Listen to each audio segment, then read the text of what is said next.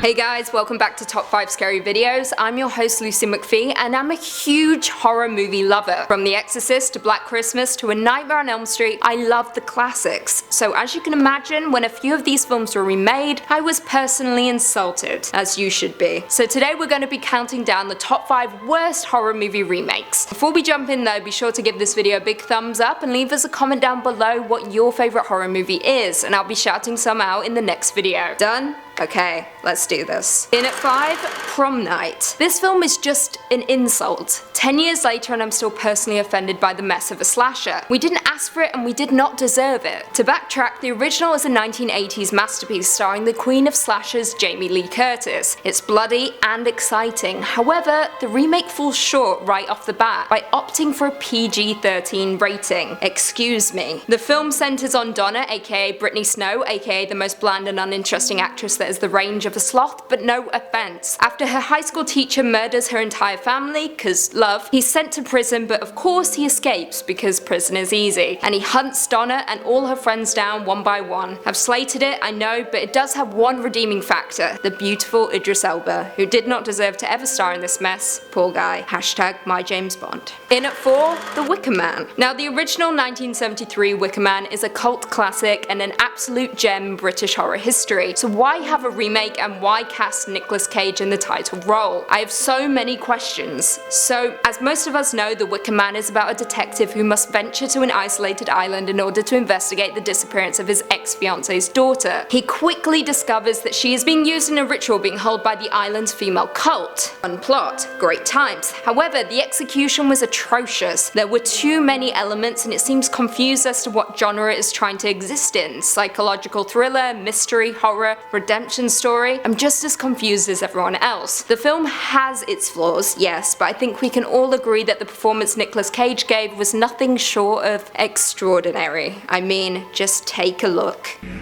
Oh no, not the beast! Not the beast!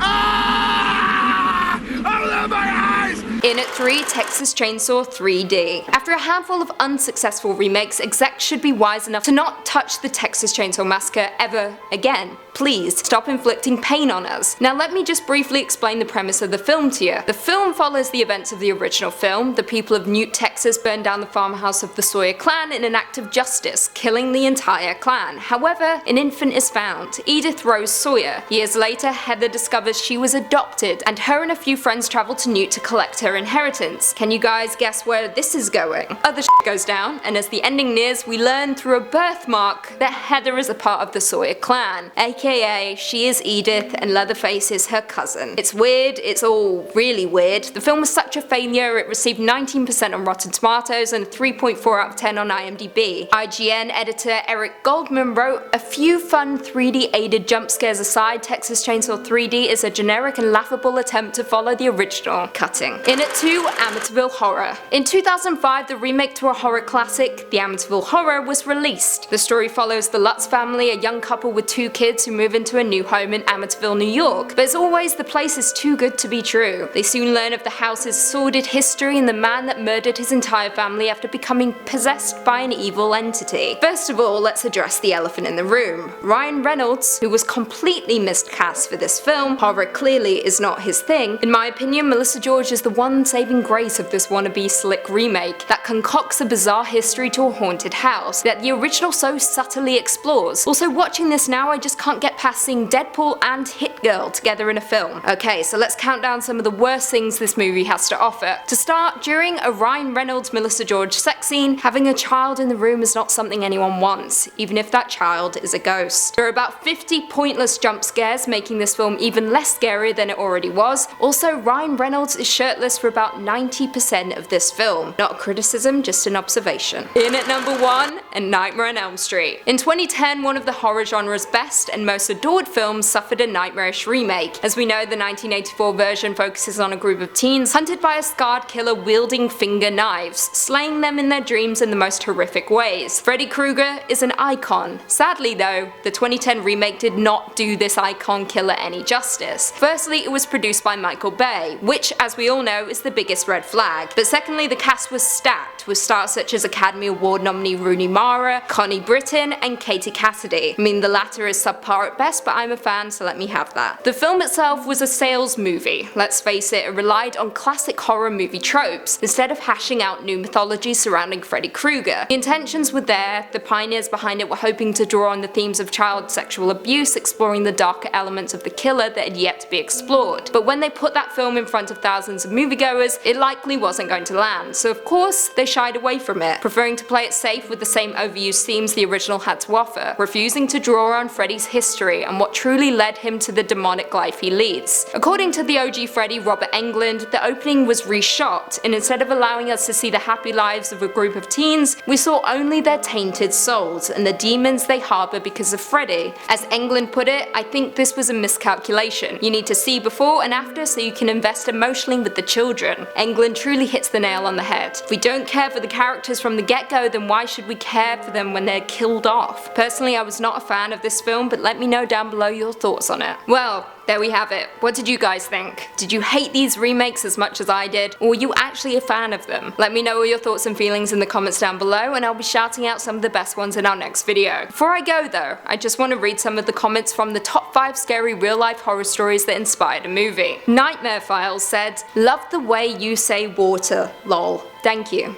I'm a big fan of pronouncing my T's." RT Axes 786 said, "And the best host of all across most amazing top 10 family goes to Lucy McPhee. That's very sweet. You must be a robot like me." Erica Aberg said, "More Lucy and Kelly collaborations. Girl power. I'm kind of sick of her to be honest, but let's move on." In all seriousness though, I agree. Some of my favorite videos are collabs, and doing them with some fierce women is even better. There will definitely be more to come. Well, there we go. If you haven't already, be sure to give this video a big thumbs up, subscribe and turn on notifications so you can be notified anytime we post a new scary vid. Until next time, see you later.